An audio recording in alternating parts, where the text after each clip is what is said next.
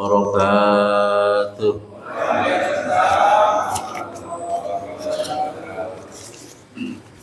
Innal hamdalillahi nahmaduhu wa nasta'inuhu wa nastaghfiruh wa na'udzu billahi min syururi anfusina wa min sayyiati a'malina. May yahdihillahu fala mudilla lahu wa may yudlil fala hadiyalah. Asyhadu an la ilaha illallah wa asyhadu anna Muhammadan abduhu wa rasuluhu la nabiyya ba'dah. Allahumma shalli wa sallim wa barik ala sayyidina Muhammadin wa ala alihi wa ashabihi wa man walah wa la haula wa la quwwata illa billah. Amma ba'du, fa ya ibadallah, usikum iyaya bi taqwallah ta'atihi la'allakum turhamun. Para jamaah sekalian dirahmati Allah Subhanahu wa taala. Alhamdulillah selesai melaksanakan kewajiban salat subuh berjamaah. Kemudian dilanjutkan dengan kewajiban yang sama, thalabul ilmi.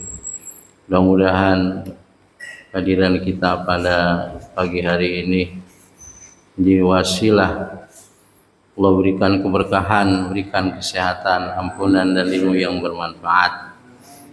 Mari sambil menunggu waktu suruk atau waktu duha dan niat i'tikaf, nawaitu an atikafa fi hadzal masjidi ma dumtu fihi taqarruban ila Allah. Aku niat i'tikaf di masjid ini, lama berada di masjid karena mendekatkan diri kepada Allah Subhanahu wa taala. Hadirin dirahmati Allah, pada pertemuan 1 bulan yang lalu kajian tentang syarat-syarat mengikuti imam atau menjadi makmum. Pada kesempatan kali ini kajian tentang syarat-syarat menjadi imam. Ini lebih pada fokus mazhab Imam Syafi'i ya. Syarat-syarat menjadi imam. Mudah-mudahan syarat-syarat menjadi imam ini ada di Masjid Asy-Syakirin. Ya, baik imam rawatib maupun imam pengganti lainnya. Bismillahirrahmanirrahim. Qala al-mu'allif rahimahullahu taala wa nafa'ana bihi wa bi ulumihi wa bikum fi darin amin. Qalu subhanaka la ilma lana illa ma 'allamtana innaka antal alimul hakim. Bismillahirrahmanirrahim. Wa'lam anna syurutul imami sittata asyara.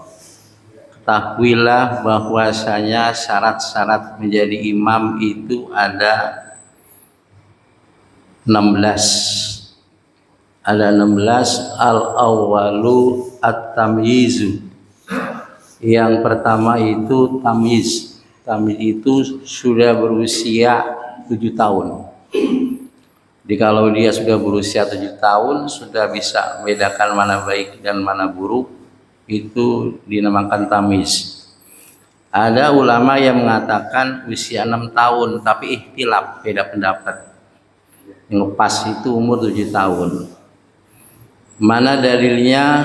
Dalilnya adalah satu hadis diriwayatkan oleh Imam Bukhari, Abu Dawud dan Nasa'i. Wa an Amr bin Salamah radhiyallahu anhu, dari sahabat dari Amr bin Salamah radhiyallahu anhu. Qala, dia berkata, qala abi ji'tukum min indin nabi sallallahu alaihi wasallam haqqo. Ya, telah berkata ayahku, maksudnya Salamah, aku datang kepada kamu benar-benar dari Nabi Shallallahu Alaihi Wasallam membawa sebuah informasi. Qala fa idza hadaratis sholatu falyu'adzin ahadukum.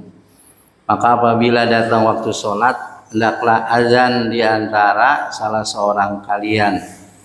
Wal ya ummakum aksarukum qur'ana, dan menjadi imam orang yang paling banyak hafalan Qur'annya. Qala, kemudian Amr berkata, panadzoru maka mereka pada berpikir, mereka pada melihat pada waktu itu situasi pada sholat berjamaah yang jamaahnya sudah berada di tempat. Falam yakun ahadun aksara Qur'anan, maka tidak ada seorang pun yang paling banyak hafalan Qur'annya kecuali siapa? Amr bin Salamah. Faqaddimuni, lalu mereka ini para sahabat dia itu mengajukanku, mendorongku untuk menjadi imam. Wa nablu sittin aw sab'i sinin. Pada waktu itu saya berusia 6 tahun atau 7 tahun. Jadi usia 7 tahun itu sudah dikatakan tamiz. Maka dia boleh menjadi imam. Kalau dia sudah mengetahui tentang tata cara berjamaah, ya. Sholat berjamaah, atau dia sudah biasa melakukan sholat. Di sini diriwayatkan oleh Imam Bukhari, Abu Daud dan Nasa'i. Jadi syarat yang pertama adalah apa? Dia tamiz. Kalau di sini usianya berapa tahun jadi imam? 40, 30, 40, 50, 60, udah lebih dari tamiz. Kemudian yang kedua, wasani al-aqlu, berakal. Karena berakal ini Bapak sekalian merupakan fungsi yang sangat substansi ketika seorang itu melakukan ibadah. Sehingga ketika orang itu berakal, dia dapat memahami daripada bacaan-bacaan sholat. Untuk apa dia sholat? Kenapa mesti sholat dan sebagainya. Maka Al-Quran itu menyatakan wala taqrabus sholata wa antum sukara hatta ta'lamu ma taquluna. Dan janganlah kalian mendekati tempat sholat, padahal kalian sedang mabuk. Di konteks ayat ini Bapak sekalian merupakan hierarki tentang keharaman keharaman tentang homer waktu itu. Di homer itu nggak langsung nggak langsung diharamkan karena dia sudah melekat, sudah mendarah daging di kalangan masyarakat Arab. Kalau langsung diharamkan sangat sulit. Pertama adalah masih dibolehkan. Kemudian yang kedua bahwa manfaat Umar itu masih ada, tapi mafsadnya lebih besar. Kemudian jangan dekati sholat pada sedang mabuk. Jadi kalau dia mau sholat nggak mabuk dulu, lama-lama mabuknya akan hilang. Baru terakhir secara pasti sampai sekarang ini innamal khomru wal maisiru wal ansobu wal ajlamu rijsum min amali syaitan fajtanibuhu la'allakum tuflihun. Innama yuridu syaitanu ayyuqi'a bainakumul adawata wal baghdha'a fil khomri wal maisiri wa yasuddakum an dzikrillah fahal antum muntahun. Surat apa itu Pak? Al-Quran, Al-Maidah ayat 190. Sungguhnya homer, maisir, judi, kemudian menyembah berhala-berhala, kemudian taruhan dengan mengundi nasib dengan anak panah itu perbuatan kotor, maka jauhkanlah. Rijsumin amali setan, mudah-mudahan kamu beruntung. Sungguhnya setan itu ingin menjatuhkan kamu. Ayyuki abainakumul adawah, permusuhan, wal baghdha'a, saling marah, dan setan itu menghalangi kamu dari berzikir kepada Allah Subhanahu. Maka mengapakah kamu tidak menghentikan perbuatan-perbuatan tersebut? Jadi posisi seseorang itu berakal. Kalau dia gila, maka dia tidak wajib sholat dan otomatis tidak boleh menjadi imam. Betul nggak Pak? Kalau gimana kalau kambuh-kambuhan, gila, enggak, lebih baik jangan. Kalau bapak pengen tidak diminta pertanggung di akhirat Pak, bapak gila aja udah, kita gila, bener. Nanti kita nggak dihisab. Hisabnya itu sebelum ketika gila itu udah mukalaf itu dihisab. Setelah itu mau 20 tahun, 30 tahun sampai meninggal itu nggak dihisab oleh Allah Subhanahu wa Ta'ala. Kemudian wasani al-islamu, 3 Islam. Orang kafir tidak sah menjadi imam walaupun bacaannya bagus, bacaannya fasih. Karena syarat terimanya ibadah harus Islam, harus iman. Qul hal nunabbiukum bil asarina a'mala lazina dhalla sa'yuhum fil hayati dunya wa hum yahsabuna annahum yuhsinuna sun'a. Ulaika alladzina kafaru bi ayati rabbihim wa liqaihi fabitat a'malukum fala nuqimu lahum yaumal qiyamati wazna. Surat apa itu? Al-Qur'an, surat Al-Kahfi itu, surat 18 bagian-bagian terakhir. Maukah kalian kami beritahukan orang yang paling rugi amal perbuatannya. Mereka menyangka bahwa perbuatannya itu mereka baik, nyumbang masjid, dia sodako, nolong orang lain sebagainya. Ya enggak, tidak, kata Allah Subhanahu wa taala. Karena apa? Karena mereka tidak yakin akan berjumpanya nanti di akhirat kepada Allah Subhanahu wa taala. Jadi ya, karena dia kafir ya, dengan Allah Subhanahu, tidak beriman kepada Allah. Jadi syarat kalau seseorang pengen amalnya diterima mesti Islam dulu, mesti bersyahadat dulu, syahadu alla ilaha illallah, syahadu anna muhammadar rasulullah. Ini Bapak sekalian, kalimat syahadat itu luar biasa. Syahadat ini bisa menghapuskan dosa-dosa terdahulu. Jadi orang kafir itu kalau dia masuk Islam otomatis dosanya habis. Sahabat Amr bin As pernah mengajukan sebuah sebuah masalah kepada Rasulullah SAW. Ya Rasulullah, dosa saya banyak banget sebelum Islam. Begini. Bagaimana kalau saya masuk Islam? Ya enggak, Rasulullah SAW bersabda, al-Islamu yahdimu ma qablahu. Masuk Islam itu menghapuskan dosa-dosa sebelumnya. Ya Pak, dosa-dosa sebelumnya. Jadi kalau dia masuk Islam otomatis dosanya itu habis. Dia tidak usah mengkodok kewajiban-kewajibannya ketika dia masih kafir dia itu. Beda dengan kita. Kalau kita ini murtad, kemudian masuk Islam, selama murtad itu kan seseorang umpama dia meninggalkan kewajiban-kewajiban itu wajib dikodok. Sholatnya, puasanya, ya enggak, dan sebagainya. Itu syahadat luar biasa. Makanya Bapak sekalian, jangan mengklaim bahwa hari ini ada orang-orang kafir, kita mengklaim, oh dia itu bakal neraka. Belum tentu Pak. Bisa jadi di akhir-akhir kehidupannya Allah berikan hidayah masuk betul nggak Pak? Kita pun jangan terlalu pede banget. Nah, bisa jadi nanti kita di akhir-akhir kehidupan dimelencengin, ya enggak, sehingga kita dalam keadaan su'ul khotimah. Maka banyak-banyak berdoa kepada Allah, Allahumma inni as'aluka husnal khotimah. Allahumma ya muqallibal qulub sabbit qalbi ala dinik. Betul nggak Pak? Dalam sujud atau sudah sholat. Jadi syarat yang ketiga adalah Islam. Kemudian warabi'u adzkurah fiman ammar rajula awil hunsa. Yang keempat adalah laki-laki. Laki-laki kalau dia menjadi imam buat laki-laki atau buat banci. Hunsa, banci ini Bapak sekalian, hunsa muskil. Orang yang punya kelamin dua-duanya berfungsi. Singkongnya ada, tahunya juga ada. Singkongnya berfungsi, tahunya juga ada. Dia sulit membedakan itu hunsa. Kalau saat ini namanya banci jadi-jadian. Betul nggak Pak?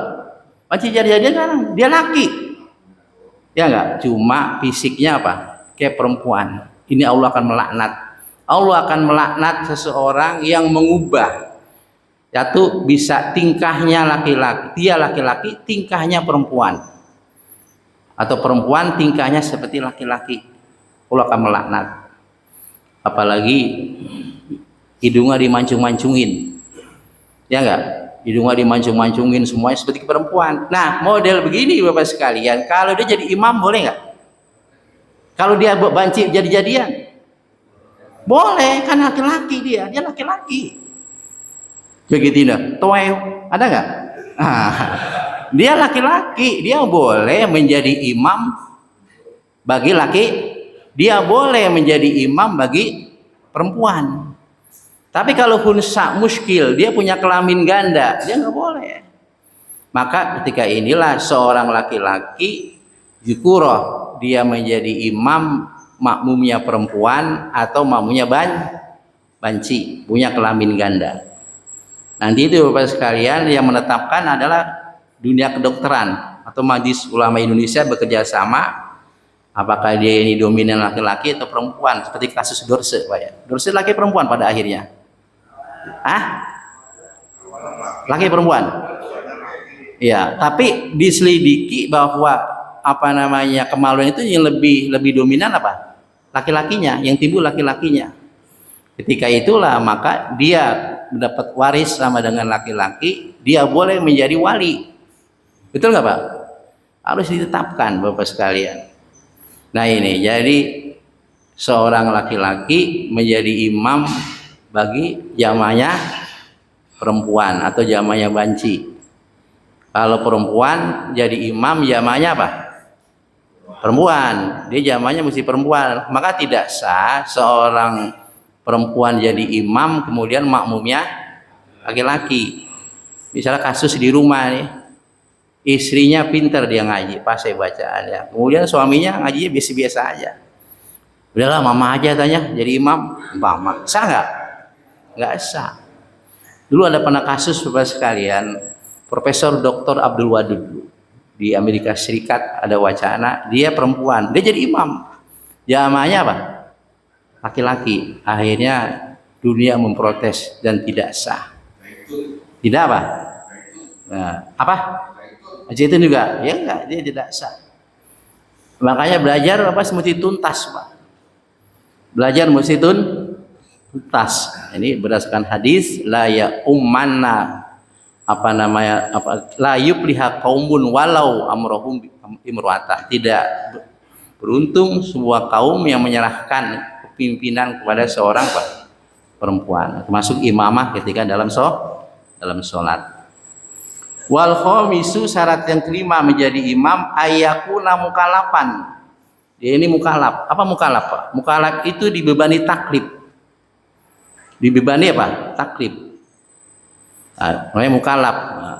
Dibebani taklif. Siapa sih mukallaf? Dibebani kewajiban-kewajiban maksudnya. Dalam kitab At-Ta'rifat, Imam Jurjani mengatakan mukallaf itu huwal aqil al-baligh as-salimul hawasi alladzi balagatu da'watu risalah. Mukallaf itu dia orang yang berakal, dia balik, ketika lahir panca inderanya normal dan sampai kepadanya dakwah ajaran agama. 4 syaratnya. Syarat ini 4 enggak ada, dia belum mukallaf. Akil balik, ya enggak gila. Wal akil al balik, kemudian balik itu usia kalau laki-laki tandanya apa? Pernah bermimpi senggama. Kemudian usia 15 tahun. Ketiga itu di kemaluannya sudah tumbuh bulu-bulu walaupun dia belum usia 15 tahun. Itu sudah dikatakan balik. Allazi balagatu da'watu risalah, sampai kepadanya salimul hawasi. 3, selamat panca indera ketika lahir, normal. Dia tidak buta, telinganya juga apa? Normal. Dia tidak buta, telinganya normal. Kalau orang itu buta, telinganya itu nggak normal, Pak, nggak bisa dengar. Bisa nggak menerima pesan-pesan agama? Bisa nggak? Nggak bisa. Tapi kalau dia buta, telinganya normal, bisa nggak? Bisa. Ada salah seorang profesor doktor di UPI, Universitas Pendidikan Bandung, Pak. Itu dia dari awal buta sejak lahir. Sampai gelar profesor, luar biasa. Belajarnya bagaimana? Mahasiswanya bacain, dia dengerin. Hebat nggak, Pak? Kalau kita, mata kita normal, telinga kita normal, amal literasi baca kita malas. Kelemahan umat Islam di sini nih. Jujur nggak? Betul nggak, Pak? Ya, jujur di sini kita. Udah begitu penceramah, di penceramahnya lagi ngundang ketawa-ketawa mulu. Cakep penceramahnya, ketawa-tawa mulu tanya. Mana harganya 8 juta, 9 juta lagi. Pulang boleh-boleh nggak, Pak? Bagaimana penceramah model begitu dia mau tolaah, mau literasi, mau baca, dia sibuk. Terulang lagi di mana-mana. Dia enggak memberikan kontribusi kepada umat, Bapak sekalian. Sehingga umat ini kita jumud. Sadar nggak kita, Pak? Ya, masyarakatnya begini-gini aja. Kita walaupun kata ngaji jiping, Pak, masuk cakep banget nih. Di subuh ini, suasana dalam kondisi ngantuk. Mudah-mudahan dapat doa dari Nabi. Allahumma barik li ummati fi bukuriha. Ya Allah, berikan keberkahan bagi umatku yang pada hari ini pagi-pagi sudah bangun, Pak. Mau berkah, Pak? Berkah ilmu, berkah jasad, berkah rumah tangga. Hidup kalau berkah kan enak, Pak. Kalau kata Kiai Nur Ali, berkah itu misalnya contohnya begini nih. Hari ini kita nggak punya beras. Sore beras kita belum punya, duit belum punya. Nggak taunya pada hari ini siang ini datang rezeki itu. Betul nggak, Pak? Besok beras nggak punya, malamnya udah terus nyambung berkah, Pak. Karena ada orang juga penghasilannya juga banyak, gajinya juga banyak, tapi nggak berkah. Betul nggak, Pak? Kurang, Bu, anak sakit dan sebagainya. Ya nggak. Kemudian kaki sulit untuk melangkahkan ke tempat-tempat kebaikan, majelis ilmu, majelis ta'lim, majelis zikir. Awalnya kayak pengen ke puncak aja. Awalnya kayak pengen ke puncak. Puncak cuma beli melon. Ya kan? Dari puncak dia macet, apa yang macet, Pak? Diusahain tuh macet panjangnya puluhan kilometer, belasan kilometer. Di sana balik lagi, begini-gini doang katanya. Tuh, itu nggak berkah tandanya itu. Kita ini berkah. Betul nggak, Pak? Langkah kita ini mudah majelis ilmu. Makanya kata ulama, kalau pengen berkah fisik kita, Pak, dari awal kita mencari nafkah sampai cara kita makan. Makan, Bapak sekalian, ya enggak, sesuai dengan konsep Nabi, gunakan tangan kanan, baca bismillah, diakhiri dengan alhamdulillah. Niatin saya makan ini buat ibadah, buat kekuatan fisik saya, mencari nafkah buat ibadah. Itu, Pak. Banyak orang yang makannya banyak, ya enggak, susah kaki melangkahkan. Tadi makannya asal-asalan cara makannya. Karena ketika seseorang makan itu menggunakan tangan kiri, udah nggak ngucapin bismillah, setan ikut terlibat itu. Ya enggak? Setan terlibat. Saudara-saudara sekalian dirahmati Allah Subhanahu wa taala, nah itu ya. Jadi mukallaf. Kemudian salimul hawasi allazi balagatu da'watu risalah. Sampai kepadanya dakwah risalah. Kalau ada orang hidup di pegunungan Himalaya di sana, ada ustadz enggak? Ada kiai enggak? Enggak ada. Dia tidak sampai kepada pesan-pesan agama Islam. Dia berakal. Dia sehat, ya enggak. Kemudian enggak sampai kepadanya, maka dia tidak mukallaf. Bagaimana nanti di akhirat? Itu ada dikenal dengan ashabul a'rab. Penghuni yang berada di tengah-tengah, surga bukan, neraka juga bukan. Ada surat Al-A'raf tuh, Pak. Surat Al-A'raf ada itu bagi orang yang Allah Subhanahu wa taala khususkan, misalnya orang gila, enggak sampai dakwah kepadanya. Jadi mesti ada asas legalitas. Betul nggak, Pak? Wa ma kunna mu'adzibina hatta nab'asa rasula. Kami tidak mengazab sebuah kaum sehingga kami utus seorang rasul. Kalau nggak pernah sampai kepadanya rasul, kiai dan sebagainya, namanya bukan mukallaf. Saudara-saudara sekalian berbahagia, jadi syarat yang kelima mesti mukallaf, jadi imam. Idza kana imamul jumu'ati wa kana minal arba'ina, apabila adalah dia imam Jumat dan dia ini termasuk daripada orang yang jumlahnya 40, jadi mesti dia balik, mesti balik. Kebalik kan usia 15 tahunan. Tadi kalau tamyiz usia 7 tahun. Ini kalau jadi imam Jumat dia mesti usia balik. Usia balik berapa? Tadi 15 tahunan balik. Atau dia pernah bermimpi senggama. Itu kalau jadi imam Jumat wajib. Tapi kalau anak kecil 7 tahun jadi imam Jumat boleh nggak? Nggak boleh. Tidak boleh. Ini mazhab Syafi'i. Dan dia termasuk daripada jumlah yang 40 orang. Kan mazhab Syafi'i jumlahnya ada berapa? 40. Itu pun penduduk setempat, dia balik, bukan orang-orang musafir. Alhamdulillah di sini udah lengkap. Kemudian Imam Malik berapa jumlahnya? 12 orang. Pada waktu Nabi SAW berkhutbah, itu ada perdagangan dari negeri Syam, itu mereka sahabat pada tergiur meninggalkan Nabi untuk berdagang. Sesisa wayabko isna asyara rojulan, tersisa ada 12 sahabat. Dari sini Imam Malik berfatwa boleh bilangan Jumat berapa? 12 orang, 13 sama imam. Wah, makanya kalau rada-rada kurang-kurang dikit, imam pada pulang kampung ini, betul nggak? Umat terjadi gempa di Pulau Sentul T017, yang hidup dikit banget, ya umpama, betul nggak Pak? Jadi gempa nih. Tinggal 12 orang di sana. Pakai mazhab apa? Imam Malik. Boleh Bapak sekalian. Itu ya ayyuhalladzina amanu idza nudiya lis-sholati mi yaumil jumu'ati fas'au ila dzikrillahi wa dzarul bai' dzalikum khairul in kuntum ta'lamun. Fa idza qudiyatis sholatu fantashiru fil ardi wabtagu min fadlillah waj'alakum la'allakum tuflihun. Idza ra'au tijaratan aw lahwanin fadlu wa taraku qa'ima. Ya enggak, bila mereka melihat perdagangan itu mereka pada bubar. Nabi dalam keadaan berdiri. Jadi di sini Bapak sekalian, seyogianya imam dan khotib itu jadi satu, Pak. Jadi apa? Jadi satu. Kadang-kadang ada juga imam tersendiri, ya enggak, khotib sendiri. Kalau jadi satu kan enak. Ntar khotib khutbahnya sekian menit, imamnya sekian menit.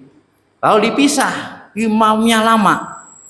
Makanya Bapak sekalian Nabi bersabda, di antara kepakihan seorang itu khutbah singkat padat.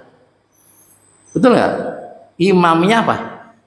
Panjang, bacanya panjang. Itu kan kebalik zaman sekarang. Khotibnya panjang. Jadi imamnya bacanya pendek. Kalau model begini berarti imamnya apa? Kurang apa? Kurang ngopi dia itu. Benar, kurang ngopi. Ada di Al-Falah seorang ustadz khotib sampai 30 menit. Mau jadi apa kita? Betul nggak Pak? Kalau Mama Pak Yusnandi ada model khutbah begini, udah itu dah. Yang baik-banyak khotib apa singkat padat 15 menit maksimal udah. Betul nggak? Kesian jamaah ini pada ada dagang, ada yang ngantuk dan sebagainya. Iya, harus paham kita menyadari. Lagi sekarang cuaca pagi panas, matahari sedang dekat-dekatnya Pak.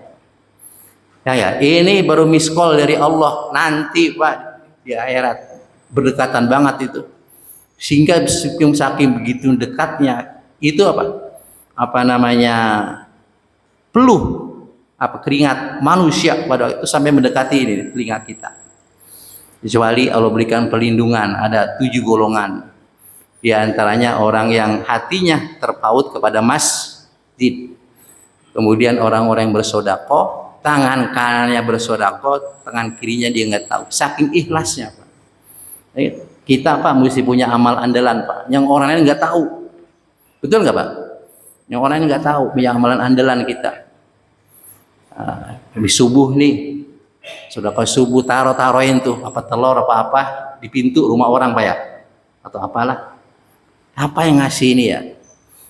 Orang jangan sampai tahu Pak, luar biasa. Dulu pada zaman tabi'in ada namanya lebih beratin cicitnya Sayyidina Ali, Zainal Abidin bin Ali dan seterusnya itu Bapak sekalian. Pada waktu di Madinah itu orang-orang penduduk Madinah merasa heran. Siapa sih ini yang ngasih gandum nih di tiap-tiap rumah nih?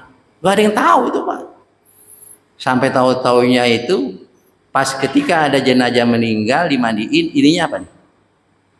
Di pundaknya ada bekas-bekas manggul bahasanya. Tahu manggul Pak? Manggul itu bahasa Jerman. Nah, akhirnya orang berkesimpulan, wah ini nih orang yang sering memberikan sedekah di malam hari. Di malam hari atau pada subuh lah. Halo. Nah ini Saudara-saudara sekalian dirahmati Allah Subhanahu wa Ta'ala. Jadi kalau imam Jumat dia mesti balik. Udah kawin nggak masuk ini Pak. Ada orang kualitasnya bagus, lulusan pesantren atau sekolah biasa, bisa ceramah dia, bacanya bagus. Usianya baru 17-18 tahun. Suruh jadi khotib boleh nggak? Boleh. Kalau dia mengatakan saya belum kawin itu nggak ada syarat Pak jadi khotib, dia bisa kawin dulu. Kadang-kadang begitu ya. Dia belum nikah, belum berumah tangga saya.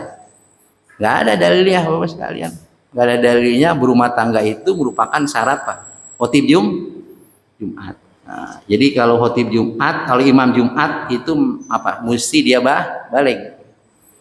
Dia merupakan bagian dari jumlah 40 orang. Kemudian Imam Abu Hanifah itu cukup 3 orang jamaahnya. 3 orang. Halo, 4 orang sama siapa? Sama imam. Berdasarkan Al-Quran, ya ayyuhalladzina amanu idza nudiya lis-sholati mi yaumil jumu'ah fas'au ila dzikrillah wajarul bai'. Fas'au itu fil amr. Jama' itu minimal 3 orang.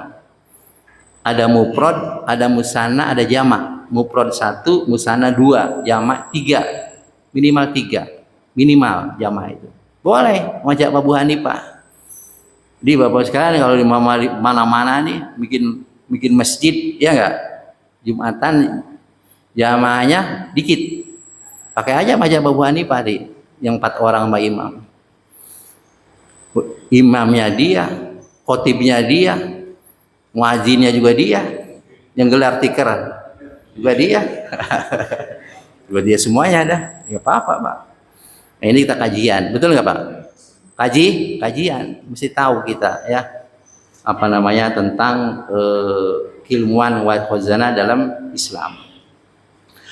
Wasadisu ada meluzumil i'adah fi haqqihi, dan yang keenam bahwa tidak ada kewajiban mengulang pada haknya. Kamu tayamimin linahi barodin, berarti orang yang tayamum karena dingin kan, ketika dia masuk waktu sholat, ketika dingin banget hingga dia tayamum. Tayamum itu Bapak sekalian menurut mazhab Syafi'i dan jumhur ulama itu 2 kali tepukan. 2 kali apa? Tepukan. Nih, tep. Nah, sambil bismillah niat nawaitu tayamumah listibahati sholat. Aku niat tayamum karena untuk membolehkan sholat. Nah, itu. Buat muka. Jadi dia anggotanya 2, muka sama apa? Tangan. Tepukan lagi. Nih, satu tepukan lagi. Ini kita buka. Tuh. Tep. Kan didiluin kanan dulu Pak ya? Betul. Nah, ini begini. Tep. Nah, tep. Tuh. Nah, ini kan belum nih. Nah, ini buat ini. Selesai udah. Itu mazhab Imam Syafi'i dan juga jumhur ulama. Tapi kalau mazhab Imam Abu Ahmad bin Hambal cukup sekali tepukan. Tek. Jadi 1 kali tepukan buat apa? Dua anggota tayam. Muka mah nggak mesti begini-begini. Yang seperti wudhu, begini lah. Islam itu sangat indah